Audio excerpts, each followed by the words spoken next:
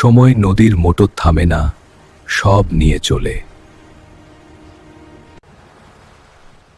আমার সাথে সাথে এই নৌকাটারও বয়স হচ্ছে। নদীর ধারেই হলো আমার বিয়ে, কারণ আমার জীবন এই নদী।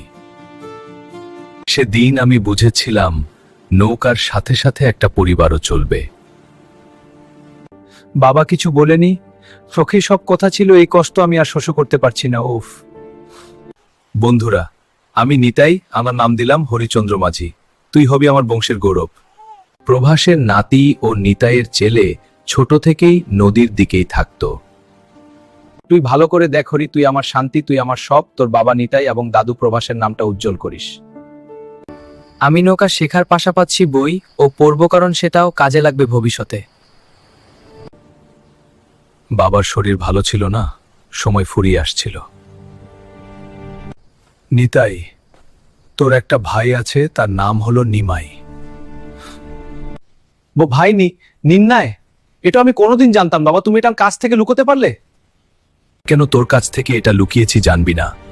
আমি ভয় আর লজ্জায় ওকে লুকিয়ে রেখেছিলাম। এক ভাই থাকা মানে আর একটা জীবন চলে যাওয়া। আমি নিজেই জানতাম না আমার মায়ের নিজের পেটের একটা ভাই আছে। ওকে খুঁজে নিস, এটা আমার শেষ ইচ্ছা বাবা। আর একটা কথা, তুই আমার নাতি হরিকে ভালো করে দেখিস। বাবা প্রভাস চলে গেলেন, নদীর মধ্যেই ফায়ার গেলেন। আমিও এখন বয়স, কিন্তু প্রশ্নগুলো বয়স মানে না। এখন আমি আমার ছেলে হারিকে নিয়ে চিন্তিত। আমার ছেলে এখন নৌকার দায়িত্ব নিয়েছে। নিমাই আমার ভাই, তুই যেখানেই থাকি আমি আসছি। তুই জানলে খুশি হনি যে তোর একটা ভয়পো আছে।